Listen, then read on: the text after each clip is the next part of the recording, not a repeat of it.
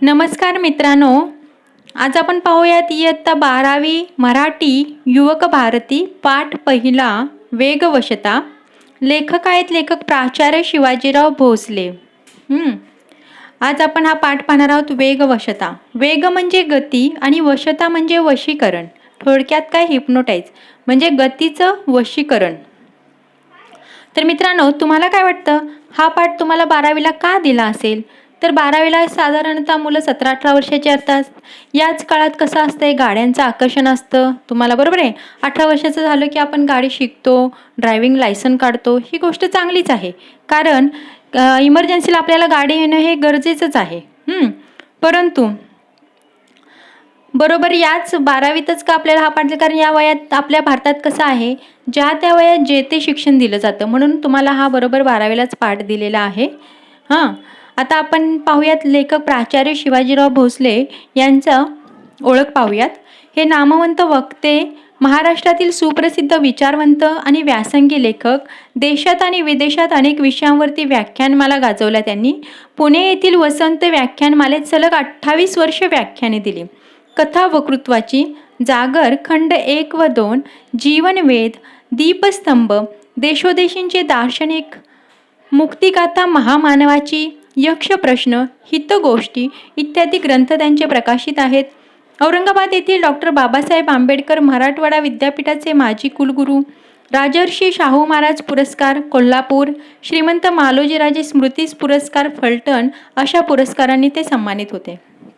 बघा, आता यामध्ये यांची जी हे पुस्तक आहेत, आता हा आपला जो पाठ आहे वेगवशता, हा जागर खंड 1 व 2 या ग्रंथातून घेतलेला आहे. यांची ही जी ग्रंथ आहेत, तर तुम्ही ज्यावेळी दीर्घोत्तरी प्रश्न लिहिता त्यामध्ये यांच्या 1-2 ग्रंथाचा नक्की उल्लेख करा. आणि त्यांना जे पुरस्कार भेटले त्यांचाही उल्लेख करा. त्यासाठी तुम्हाला हे लक्षात ठेवावे लागतात. आता लेखकांनी आपल्यासाठी एवढं साहित्य निर्माण करून ठेवलेलं आहे, तर आपण किमान त्यांची साहित्य कुठलं होतं, त्यांनी कुठले ग्रंथ केले हे तरी लक्षात ठेवावे लागतील ना. आणि तुम्ही जर त्यांचा उल्लेख जर साहित्यांचा, त्यांच्या साहित्यांचा, त्यांच्या ग्रंथांचा उल्लेख, त्यांच्या पुरस्कारांचा उल्लेख जर उत्तरपत्रिका लिहिताना त्या प्रश्नामध्ये केला, तर तुमचे जे परीक्षक आहेत त्यांना नक्की वाटेल की हा विद्यार्थ्याने खरंच अभ्यास केला आहे. आणि आपल्याकडूनच हा वारसा पुढील पिढ्यांकडे जाणार आहे. त्यामुळं नक्कीच तुम्ही त्यांचे जे कुठलेही लेखक असतील, त्यांनी लिहिलेले जे ग्रंथ आहेत, त्यांना मिळालेले जे पुरस्कार आहेत, त्यांनी केलेली जी चांगली आपल्या समाजासाठी कामगिरी आहे, त्याचा उल्लेख नक्की करा. आणि तुम्हाला जर हे ग्रंथ कुठे वाचायला भेटले, समजा लायब्ररीमध्ये वगैरे, दीपस्तंभ, देशोदेशींचे दार्शनिक, मुक्तिगाथा महामानवाची, यक्षप्रश्न, हितगोष्टी इत्यादी जर ग्रंथ कुठे वाचायला भेटले तर नक्की वाचा ते. आता हा एक कसा आहे, वैचारिक पाठ आहे. हा कशातून घेतला तुम्हाला सांगितले का, जागर खंड 1 व 2 या त्यांच्या ग्रंथातून हा पाठ घेतलेला आहे. हा वैचारिक पाठ आहे. या वैचारिक पाठामध्ये लेखकांनी काय केले, अतिवेगाच्या आहारी गेलेल्या माणसांच्या विकृतीवरती नेमकेपणाने बोट ठेवले आहे. वेळ आणि श्रम वाचवण्यासाठी वाहनांची गरज लेखकालाही पटते, बरोबर. अतिवेगाच्या आहारी म्हणजे कसं, जेवढं आपल्याला जे काम आपल्याला करायचं आहे त्या कामासाठी जेवढा वेग पाहिजे तेवढाच वेग ठेवला पाहिजे.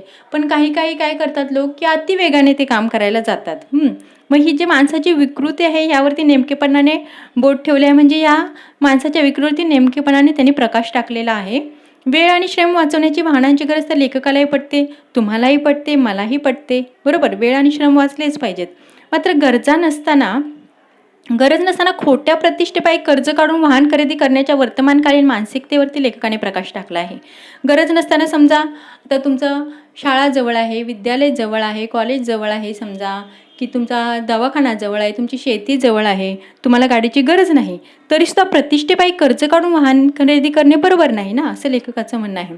आपण आता बऱ्याच वेळी काय केलं जातं, मुलांचा वाढदिवस असेल तर पालक मुलांना विचारतात की बाबा तुम्हाला वाढदिवसाला काय घ्यायचं, तर बऱ्यापैकी 18-19 वर्षाची मुलं म्हणतात मला स्कूटी पाहिजे, मला गाडी पाहिजे असं म्हटलं जातं. परंतु तुम्हाला जर गरजच नाही तर कर्ज काढून गाड्या घेऊन देण्यात तरी काय अर्थ आहे. आपल्याकडे एक मराठीत म्हण आहे बघा, ऋण काढून सण साजरे करणे, म्हणजे कर्ज काढून सण साजरे करणे म्हणजेच कर्ज काढून गाड्या घेणे. हे तुम्हाला कितपत योग्य वाटतं. आपल्या आईवडिलांना संकटात टाकून, आर्थिक संकटात टाकून जर त्यांच्याकडून अशा गाड्यांची वगैरे महागड्या वस्तूंची मागणी करायची, आपल्याला नाही पटत, बरोबर. त्यावरतीच लेखकाने या मानसिकतेवरतीच लेखकाने प्रकाश टाकला आहे. महानगरात शहरात ठराविक वेळेत अनेक ठिकाणी पोहोचून कामे करावी लागतात हे खरे असले तरी नको तितक्या वेगाने वाहने चालवून लोक अपघातांना निमंत्रण देताना दिसतात. याचे लेखकाला वैषम्य वाटते. म्हणजे महानगरात म्हणजे सिटीच्या ठिकाणी कसं असते की खूप कामे असतात आणि त्या वेळेत ती पूर्ण करावी लागतात, बरोबर. पण नको तितक्या वेगाने, जर ही कामे तर करायचीच आहेत पण उगीच विनाकारण जास्त वेगाने वाहने चालवून ही कामे करायची आणि अपघातांना निमंत्रण द्यायचं, याचं लेखकाला वैषम्य वाटतं. वैषम्य म्हणजे कसं वाईट वाटतं. वेळ वाचवण्यासाठी माणसे वाहने वापरतात, परंतु माणसे वाचलेला वेळ पुन्हा वाहन चालवण्यात वाया घालवतात. आपला वेळ तर वाचला पाहिजे, बरोबर आहे, पण त्यासाठी वाहने वापरणे योग्य आहे. पण जो वेळ वाचलाय तो पुन्हा काय करायचं, त्या उरलेल्या वेळेत काय करायचं म्हणून पुन्हा वाहन चालवायला जायचं, हे लेखकाला काही पटत नाही. तेव्हा वाहने माणसावर स्वारतात. वाहने माणसावरती स्वारतात म्हणजे कसं, माणसांना वाहनांचं व्यसन लागतं की वाहनांशिवाय माणसांना जमतच नाही. थोड्या अंतरावरती जायचं असेल तर त्यांना वाहन पाहिजे. अशी मार्मिक टिप्पणी लेखक करतात. अफाट वेगाने वाहने चालवण्याच्या प्रवृत्तीमुळे वाहन चालकांच्या शरीर मनावर अनावश्यक ताण निर्माण होतो. त्यामुळे स्वत्व आणि स्वास्थ्य हिरावून घेणारा अनैसर्गिक वेग कमी करण्याबाबत लेखक शेवटी कशा प्रकारे स्पष्ट इशारा देतात ते आपण या पाठातून पाहूया. ज्यावेळी आपण वाहन वापरतो त्या अतिवेगाने वापरतो तर त्याचा परिणाम आपल्या कसं तब्येतीवरती सुद्धा होत असतो. त्यामुळे काय होतं, आपल्याला फास्ट वाहन ज्यावेळी वापरलं जातं, चालवलं जातं, त्यावेळी काय होतं, आपल्या मणक्यांना हादरे बसतात, मणक्यांचा त्रास चालू होतो, मणकेदुखीचा त्रास चालू होतो. आता हे तुम्ही तरुण वयात तुम्हाला हे जाणवत नाही, पण जसं जसं वय वाढत जातं तसा तसा तो त्रास जाणवतो. मग त्यामुळे काय होतं, लेखकाचं असं म्हणणे की त्यामुळे आपल्या स्वास्थ्यावरती सुद्धा वाईट परिणाम होतो. मग या सगळ्यावरतीच लेखकाने या पाठ्यातून आपल्याला शिकवण दिली आहे. आता बघा काय सांगितले लेखकाने, वेग हे गतीचे एक रूप आहे. वेग म्हणजेच गती, मी तुम्हाला सुरुवातीला सांगितलं. आपले जीवन ही स्थिती आणि गती यात विभागलेले आहे. आपले जीवन कसं स्थिती आणि गती यामध्ये विभागलेले आहे. स्थिती म्हणजे कसं थांबलेलं आणि गती म्हणजे कसं वेगाने. आता थांबणे, चालणे, धावणे असे हे जीवनचक्र फिरतच राहते. बघा आपलं जीवन चक्र कसं आहे, थांबणे, चालणे आणि धावणे. आपल्या विचारांनाही गती असते. आपण जे विचार करतो, एक विचार झाला की दुसरा विचार करतो, दुसरा झाला की तिसरा विचार करतो, म्हणजे याला गती असते, जिला आपण काय म्हणतो प्रगती. ती विचारांची गती असते. गतीला जेव्हा दिशा असते तेव्हाच ती प्रगती या संज्ञेला पात्र ठेवते. आता समजा आपण जर नुसतंच आपल्या डोक्यात विचार करत राहिलो, काही केलंच नाही, तर आपली प्रगती कशी होणार.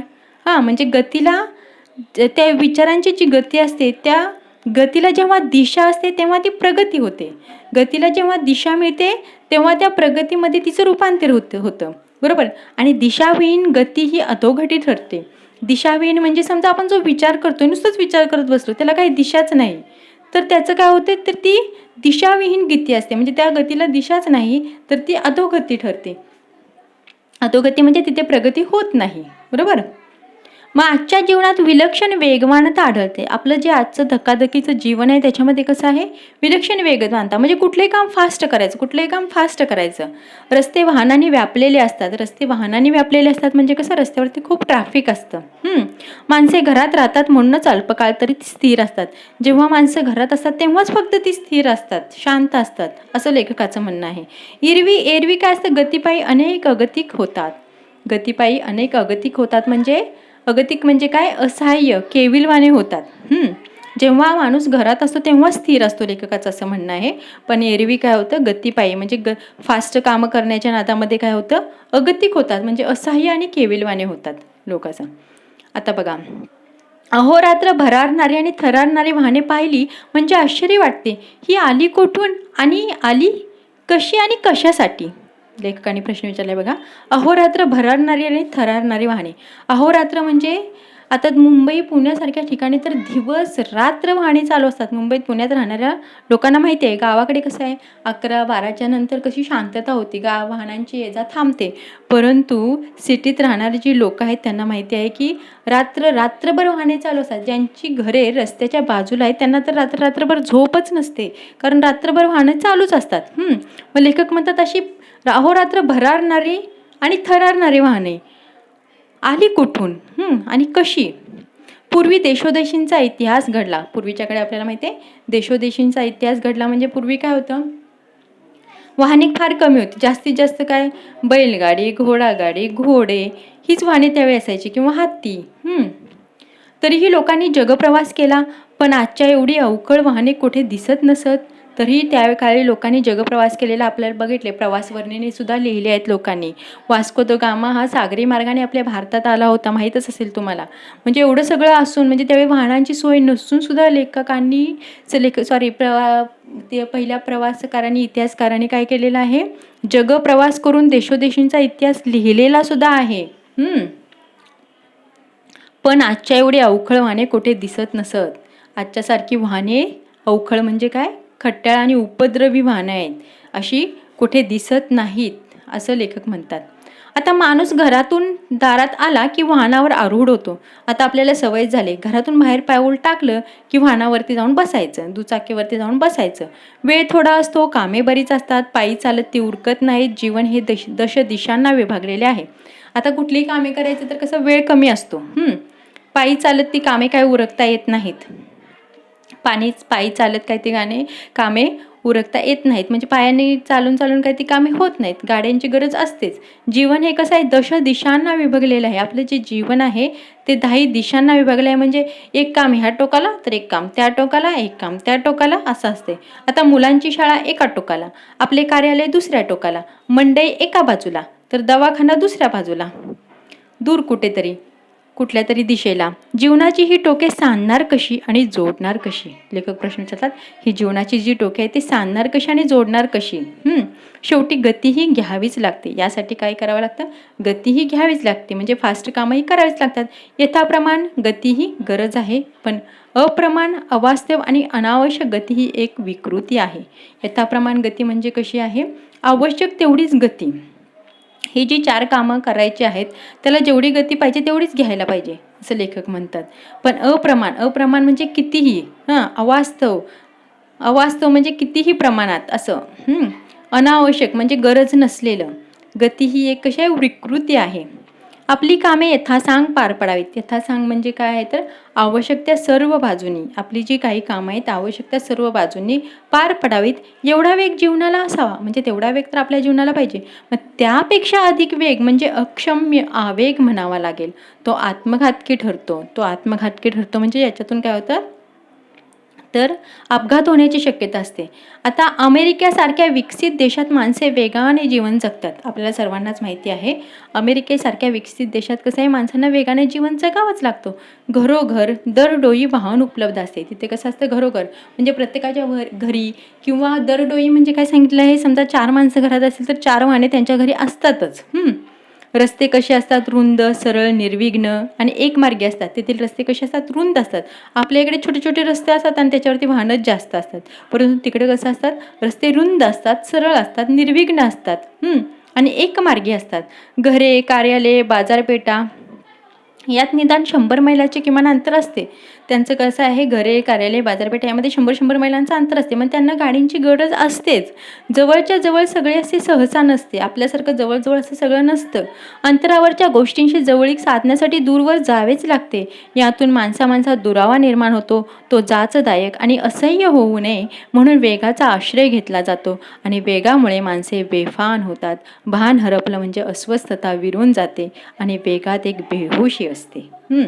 आता या पॅरेग्राफमध्ये लेखकांनी अमेरिकासारख्या विकसित देशाबद्दल सांगितलेले आहे. तर तिथलं जीवन कसं असतं, तर तिथं कसं असतं, तर घरोघर आणि दरडोई वाहनं उपलब्धच असतात. म्हणजे प्रत्येक घरी वाहन असते. समजा 4 माणसं असतील तर 4 वाहने त्यांच्याकडे असतात. पण तेथील रस्ते कसे रुंद असतात, सरळ असतात, निर्विघ्न आणि एकमार्गी असतात. आपले रस्ते पण छोटे असतात. छोट्या रस्त्यावरती वाहने जास्त असतात, प्लस त्याच्यामध्ये काही खड्डे पण जास्त असतात.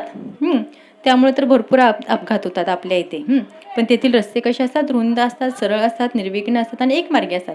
आणि त्यांचं काय असते, घरे, कार्यालय आणि बाजारपेठा यांच्यामध्ये काय असते, 100 मैलांचं अंतर असते. मग त्यांना गाड्यांशिवाय पर्याय नसतो, बरोबर. मग जवळच्या जवळ सगळे सहसा नसते. तसं आपल्या इकडे कसं, आपल्या जी अंतर आहेत, घरं, कार्यालय, दवाखाने याच्यामध्ये कमी कमी अंतर असतं. म्हणजे ते पायी सुद्धा चालत होऊ शकते करायचं म्हटलं तर, पण त्याला वेळ लागतो. मग ते वेळ आणि श्रम कमी होण्यासाठीच गाड्यांचा आपण वापर करतो, बरोबर. मग तिथं काय असतं, अंतरावरच्या गोष्टींशी जवळ साधण्यासाठी दूरवर जावंच लागतं त्यांना. यातून माणसात काय होतो, दुरावा निर्माण होतो. तो जाचदायक आणि असह्य होऊ नये म्हणून वेगाचा आश्रय घेतला जातो. मग जो आपल्याला जे काम करायचं ते जाचदायक आणि असह्य होऊ नये म्हणून काय केलं जातं, वेगाचा आश्रय घेतला जातो. वेगाचा आश्रय घेतला जातो म्हणजे गाड्यांचा वापर केला जातो. वेगामुळे माणसं कशी होतात, बेभान होतात म्हणजे एकदा गाड्यावरती बसलं तर आपल्याला किती वेग ठेवावं ते समजत नाही. आपण वेग वाढवतच राहतो. मग भान हरपलं जातं आपलं. भान हरपलं म्हणजे कसं, अस्वस्थता विरून जाते. आणि वेगात एक काय असते, बेहोशी असते म्हणजे आपण काय करतो ते आपल्याला समजत नाही, आपण ते करतच राहतो, असा त्याचा अर्थ झाला. आता बघा, भारतीयांनी अमेरिकन जीवनशैली पत्करण्याचे कारण नाही. आपल्याकडे अंतरे कमी आहेत, माणसे खूप आहेत, कामे फारशी नाहीत, जीवनाची टोके सहज सांधता येतात. थोडी त्वरा करावी लागते म्हणजे घाई करावी लागते. पण भरधाव वेगाने अंतर गाठावे अशी स्थिती नसते. मुंबईसारखे विस्तीर्ण नगर गाड्यांनी सांधलेले असते. गाड्या रुळावरून चालतात, त्यात भरकटणे फारसे नसते आणि गाडीत चढले म्हणजे माणसांचे धावणे थांबते. आता लेखक काय म्हणतात, आपल्या भारतीयांनी अमेरिकेची जीवनशैली पत्करण्याचं कारण काय, म्हणजे तिकडच्यासारखं वागायचं कारणच काय आहे. आपल्या इकडे कशी आहेत, अंतरं कमी असतात, माणसे खूप आहेत, कामे फारशी नाहीत, बरोबर, फारशी कामं नाहीत. बरं, जरी कामे असतील तर ती अतिवेगाने करावी अशी नाहीत. जीवनाचे टोके सहज सांगता येतात. जिथं आपल्याला जायचं आहे तिथं आपण सहज जाऊ शकतो. समजा आपल्याकडे गाडी नसेल तरीही रिक्षा असतात अवेलेबल, टॅक्सी असतात, तसेच आपल्याकडे ट्रेन असतात. म्हणजे जे आपली जीवनाची टोके आहेत ती सहज सांगता येण्यासारखी आहेत. थोडी त्वरा करावी लागते, थोडी घाई करावी लागते.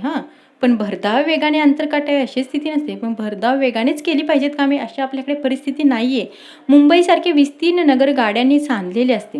मुंबईसारखे विस्तीर्ण नगर म्हणजे मुंबईत कसं आहे, जरी तुमच्याकडे स्वतःकडे गाडी नसेल तर पावलोपावली तुम्हाला गाड्या मिळत जातात.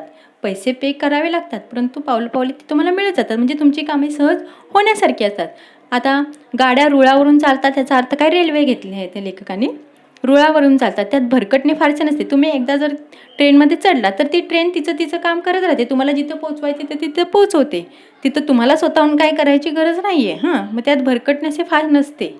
मग गाडीत चढले म्हणजे माणसांचे धावणे थांबणे. एकदा तुम्ही जर ट्रेनमध्ये बसला, आतमध्ये चढलात तर माणसांचं धावणं थांबतं तिथं, असं लेखक म्हणतात. म्हणजे त्याचा अर्थ आहे की मुंबईसारख्या विस्तीर्ण शहरामध्ये तुम्हाला ट्रेनची वगैरे सोय आहे, तर उगेच तुम्ही जास्त वेगाने वाहनं का चालवता, असं लेखकांचं म्हणणं आहे. आता त्यांनी काय सांगितले बघा, खरी अडचण असते ती रस्त्यावरून येणाऱ्या जाणाऱ्या 2 आणि 4 चाकी वाहनांची.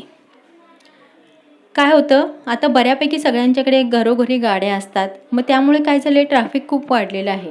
मग रस्त्यावर येणाऱ्या जाणाऱ्या 2-4 चाकी वाहनं जे आहेत त्यांचीच अडचण रस्त्यावरती जास्त झालेली असते. त्यांचा वेग मर्यादित ठेवला तर ती साधने म्हणून उपयोगी पडतात. पण वेळ आणि श्रम वाचवण्यासाठी त्यांचा उपयोग होतो. पण अनेकदा असे घडते की वाचलेला वेळ घालवावा कसा हे कळनासे होते. मग तो घालवण्यासाठी पुन्हा माणसे वाहनांच्या आहारी जातात. आरंभी माणसे वाहनांवरती स्वार होतात आणि मग वाहने माणसावरती स्वार होतात. आपल्याकडे घरोघरी वाहने असल्यामुळे काय झालेलं आहे, तर ती रस्त्यावरती येतात तेव्हा काय होतं, खूप अडचण होते रस्त्यावरती. असं पण नाही की आपली वाहने घेऊनच गेलं पाहिजे, वाहनांची सोय तर आहेच. मग आपल्याला जिथे जाईल तिथे वाहनं भेटतच राहतात.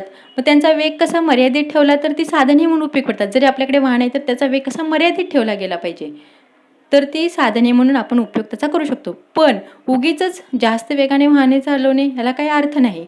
वेळ आणि श्रम वाचवण्यासाठी त्याचा उपयोग होतोच. पण अनेकदा काय होतं, जो वाचलेला वेळ आहे तो कुठं घालवायचा हा प्रश्न माणसाला पडतो. म्हणून तो घालवण्यासाठी, पुन्हा तो वेळ घालवण्यासाठी माणूस काय करतो, परत वाहनांनीच प्रवास करत राहतो. तर वेळ कुठं घालवायचा असा प्रश्न पडल्यामुळं मग लेखक काय म्हणतात, आरंभी माणसे वाहनावरती स्वारतात. आरंभी म्हणजे सुरुवातीला माणसांना वाहनांची गरज होती, पण आता काय झाले, वाहने माणसावरती स्वार झालेत. म्हणजे माणसांना वाहनांचे व्यसन लागले आहे. वाहनांशिवाय माणसांना काही सुचतच नाही. थोड्याशा अंतरावरती जायचं तरी वाहन घेऊन जायचं, असं माणसांना झालेत. म्हणून वाहने माणसावरती स्वार होतात असं लेखक म्हणतात. कामापुरते आणि कामासाठी वाहन आणि आटोक्यात राहील एवढाच वेग हे तंत्र अनुसरले तर जीवन अर्थपूर्ण होईल. कामापुरते आणि कामासाठी वाहन म्हणजे जे आपले काम करायचे आहे तेवढ्यासाठीच आपलं जे आहे वाहन ते वापरायचं, आणि जो आपला वेग आहे, स्पीड आहे ते गाडीचं, ते कसं कमी ठेवायचं, म्हणजे त्याला जेवढं आटोक्यात राहता येईल तेवढा वेग ठेवायचा. हे जर तंत्र अनुसरलं तर जीवन आपलं कसं अर्थपूर्ण होईल. आपलं जीवन आहे ते कसं अर्थपूर्ण होईल. आपले जीवन अधिक प्रमाणात आपल्या वाट्याला यावे, ते कृतार्थतेने जगता आणि अनुभवता यावे, त्यासाठी उसंत लाभावी म्हणून वाहनांचा वापर करायला हवा. बरोबर, आपला वेळ वाचावा म्हणून आपण वाहनांचा वापर करावाच. आणि त्यातून आपल्याला उसंत लाभावा, उसंत म्हणजे वेळ बाजूला काढता यावा म्हणून वाहनांचा वापर करायलाच हवा. प्रत्यक्षात घडते ते वेगळेच. इतरांशी मानसिक स्पर्धा करण्यासाठी, आपल्या ऐश्वर्याचे प्रदर्शन घडवण्यासाठी गरज नसताना कर्ज काढून वाहने खरेदी करणारी माणसे समाजात आढळतात. इतरांशी मानसिक स्पर्धा कसे म्हणून, शेजाऱ्यांनी घेतलं म्हणून आपण वाहन घ्यायचं, शेजाऱ्यांनी काय मर्सिडीज घेतली म्हणून आपण घ्यायची, म्हणजे आपल्या ऐश्वर्याचं प्रदर्शन करण्यासाठी आणि गरज नसताना कर्ज काढून वाहने करणारी माणसे समाजात आढळतात. त्याने घेतली म्हणून घ्यायची, याला काय अर्थ नाही असं लेखक म्हणतात.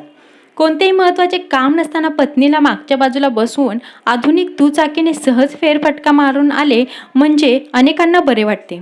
कुठलंही काम नाही पण उगीच आपल्या पत्नीला मागच्या बाजूला बसवायचं आणि आधुनिक दुचाकीने काय करायचं, फेरफटका मारायचा, असं अनेकांना बरं वाटतं. पण आहेच वाहन तर 4-6 मैलांवरचे एखादे निसर्गरम्य स्थान किंवा मंदिर पाहण्यासाठी माणसे का जात नाहीत?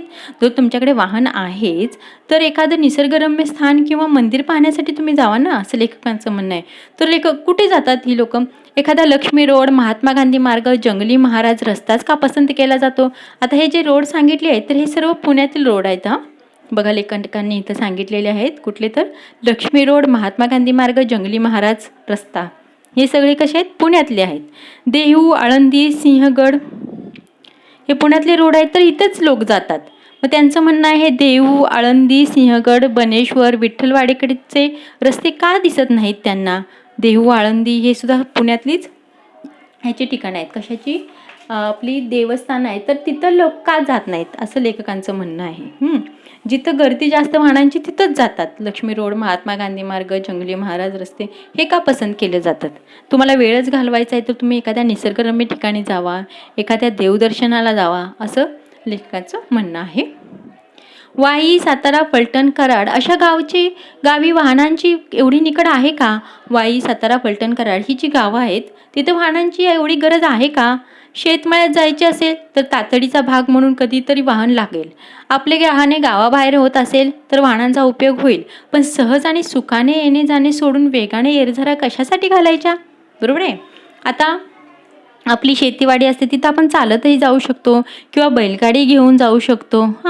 सहज जाता येता होतं येते, पण तरीसुद्धा आपण काय करायचं, वाहनांचा सहज आणि सुखाने येणे जाणे सोडून वेगाने येरझाऱ्या कशासाठी घालायच्या? आहेच गाडी तर मारूया चक्कर, अशी भावना बाळगून रस्त्यावर अडचणी निर्माण करणारे रसिक संख्येने वाढत चाललेले आहेत. बघा, लेखकाचं म्हणणं आहे की सोपं आहे जायला, पायी जाऊ शकतो, जास्तीत जास्त बैलगाडी घेऊन जाऊ शकतो, तरीसुद्धा आपण उगाच वाहनं कशासाठी वापरायची? अरे वाहनं वापरायची, परंतु त्यामध्ये जे पेट्रोल टाकायचं आहे त्याला तरी आर्थिक खर्च होतोच ना, तिथं आर्थिक नाश आहेच ना, मग कशासाठी वापरायची असं लेखक म्हणतात. आता गावी बऱ्याच वेळी काय म्हटलं जातं, समजा एखादा 18-19 वर्षाचा मुलगा असेल, त्याला जर सांगितलं की रानातून वैरण घेऊन या, हे आता गावाकडच्या मुलांना माहितीच असेल. तर तो टाळाटाळ करतो, अरे बाबा सायकल घेऊन आण असं जरी म्हटलं तरी टाळाटाळ करतो. पण त्याला जर सांगितलं तू गाडी घेऊन जा आणि वैरण घेऊन ये, तर तो लगेच तयार होतो. का? तर गाडीवरतून जायला मिळते, फिरायला मिळते म्हणून तो मुलगा लगेच तयार होतो. आता इथे तुम्हाला माहितीच आहे, गावच्या भाषेत म्हटलं जातं की अमक्या तमक्याचा मुलगा कसा गाडीवरून शायनिंग मारत जातो असं म्हटलं जातं. तर हे त्या मुलांना आवडतं. पण लेखकाचं म्हणणं आहे तेच जर काम आपण पायी करत शकतोय तर वाहनांची गरज का? त्या वेगाची गरज कशासाठी? वाहन हे वेळ वाचवण्यासाठी असते, ते वेळ घालवण्यासाठी नसते. त्याचा वेग बेताचा असणे अगत्याचे आहे. माणसे चालू आणि पळूही शकतात, पण रस्त्याने कोणी चालण्याऐवजी पळू लागला तर त्याचे कौतुक करावे का? अपेक्षित स्थळी वेळेवर पोहोचता येईल अशा बेताने वाहने चालवण्याऐवजी उगाचच भरधाव वेगाने चालवण्यात औचित्य ते कोणते? वाहने जी आहेत आपली वेळ वाचण्यासाठी असतात, आपल्याला सगळ्यांनाच माहिती आहे. मग ती वेळ घालवण्यासाठी नसते. तर त्यांचा वेग बेताचा असणे अगत्याचे असते. अगत्याचे म्हणजे कसं? गरजेचे आहे. त्याचा वेग कसा पाहिजे? बेताने, म्हणजे जेवढा पाहिजे तेवढाच पाहिजे, उगीचच जास्त वेग जास्त स्पीडने गाडी चालवावी असं नाही.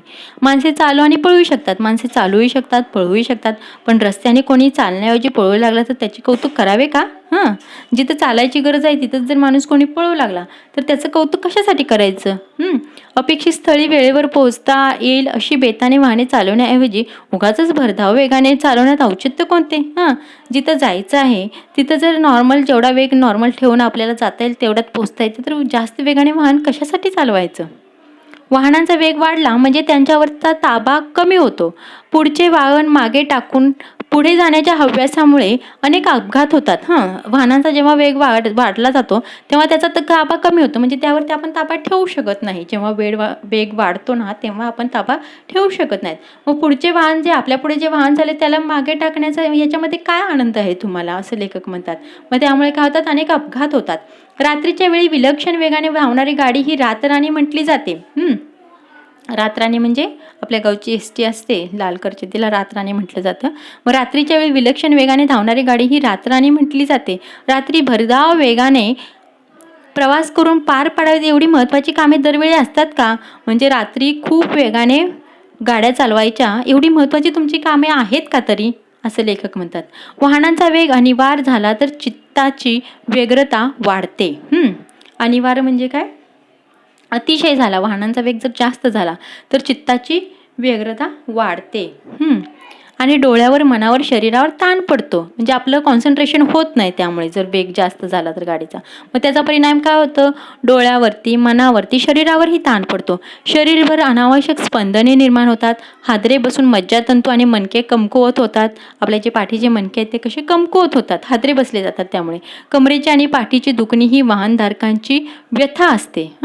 ज्यांना खरंच रोज गाडी वापरावी लागते, रोज दुचाकी वापरावी लागते, त्यांना बघा, त्यांना विचारा, ते म्हणतात गाडी वापरून वापरून आमचे काय झालं, मणक्यांची हालत झाली आहे, पाठीची दुखणी वाढली आहेत, ही त्यांची व्यथा आहे. बसणे, उठणे, चढणे, उतरणे, चालणे, वळणे, वर खाली पाहणे या मुक्त हालचालींचे संगीत विसरून स्वतःला वाहनांशी जखडून ठेवणे आणि वाहनांचा वेग अंगीकारून आपल्या शरीर व्यापारात अडथळे निर्माण करणे हे धोरणे निसर्गविरोधी आहेत. आपण ज्यावेळी चालतो किंवा पळतो थोडंसं, त्यावेळी कसं आपलं एक्सरसाइज होतो, व्यायाम होतो. मग लेखकाने जे आपल्या ह्या नॅचरल हालचाली सांगितल्या आहेत, बसणे, उठणे, चढणे, उतरणे, चालणे, वळणे, वरखाली पाहणे, ह्या मुक्त हालचाली आहेत आपल्या, हे आपण करू शकतो. हे हालचालींचं संगीत विसरून, म्हणजे हे चांगलं आपल्याला देवाने दिलं आहे तर आपण त्याचा वापर न करता स्वतःला वाहनांशी जखडून ठेवणे आणि वाहनांचा वेग अंगीकारून आपल्या जे शरीर व्यापारात ज्यात अडथळ्या निर्माण करणे, शरीर व्यापारात म्हणजे शरीराच्या ज्या हालचाली आहेत त्याच्यामध्ये आपण अडथळे निर्माण करतो. फक्त काय, गाडीवरती बसून हँडल वगैरे पकडून अशी आपल्या शरीराची हालचाल होत नाही. आपण ते आपले जे शरीराची हालचाल त्याच्यामध्ये कसं करतो, गाड्या वापरून काय होतं, त्या आपल्या शरीराच्या हालचालीमध्ये आपण अडथळे निर्माण करतो. हे धोरण निसर्गविरोधी आहे, म्हणजे हे जे धोरण आहे ते नैसर्गिक नाही आहे. आरोग्याची हानी करणार आहे आपण, त्यामुळे काय होतं, आपल्या आरोग्याची हानी होते. वाढता वेग म्हणजे ताण. आपण जेव्हा वेग वाढवतो तेव्हा काय होतं, आपल्यावर, शरीरावरती, मनावरती ताण निर्माण होतो. जीवनातले ताणतणाव वाढवून पोहोचणार तरी कुठे? आपण आपल्या शरीराला एवढा त्रास देऊन ताणतणाव वाढवून कुठे पोहोचणार? एवढं काय आपल्या शरीरापेक्षा महत्त्वाचं एवढं काय असणार, असं लेखक म्हणतात. आपले स्वत्व आणि स्वस्थता हिरावून घेणारा अस्वाभाविक वेग कमी करणे हे आपले कर्तव्य आहे. आपण जे एवढ्या वेगाने वाहने चालवतो त्यामुळे आपल्या शरीरावरती, मनावरती ताण निर्माण होतं. आपल्या मणके दुखू लागतात आपल्या शरीराचे. तर एवढं सगळं करून ताणतणाव वाढवून आपल्या शरीराला हानी पोहोचून आपल्याला एवढं कुठं पोहोचायचं आहे, एवढी आपल्याला काय गडबड आहे? मग आपले स्वत्व आणि स्वस्थता म्हणजे आपले चांगलं शरीर, आपलं चांगलं आरोग्य हिरावून घेणारा अस्वाभाविक वेग कमी करणे, हा नको असलेला वेग कमी केला पाहिजे, हे आपले कर्तव्य आहे. उगाच भावविवश होऊन वेगवश होऊ नये. अनाठायी वेगामुळे पोहोचण्यापूर्वीच अंत होण्याची शक्यता वाढते. आपण जो गाड्यांना वेग देतो तो कसा आहे, अनाठायी वेगामुळे काय होतं, जिथं पोहोचायचं आहे त्या अगोदरच आपला अंत होण्याची शक्यता वाढते, म्हणजे त्या अगोदरच आपला अपघात होऊ शकतो, आपला विनाश होऊ शकतो, असं लेखक म्हणतात. त्यामुळे हा वेग कमी करा, वेगवश होऊ नका. म्हणूनच पाठाला लेखकाने नाव दिलेलं आहे वेगवशता, म्हणजे वेगाच्या आहारी जाऊ नका, असं लेखक म्हणतात. तर हा पाठ जागर खंड 2 यात लेखक प्राचार्य शिवाजीराव भोसले यांच्या जागर खंड 2 या ग्रंथातून घेतलेला आहे. तर तुम्हाला हा पाठ नक्की आवडला असेल. याच्यातून बरंच काही शिकण्यासारखं आहे. तर त्याच्यातून जे लेखकांना सांगायचं आहे तुम्ही त्याच्यातून घ्या. पुढच्या व्हिडिओमध्ये आपण त्याचा स्वाध्याय पाहूयात आणि ह्याच्यात बऱ्याच अशा गोष्टी आहेत की ते विचार करायला लावणाऱ्या आहेत. तर तुम्ही विचारही करा.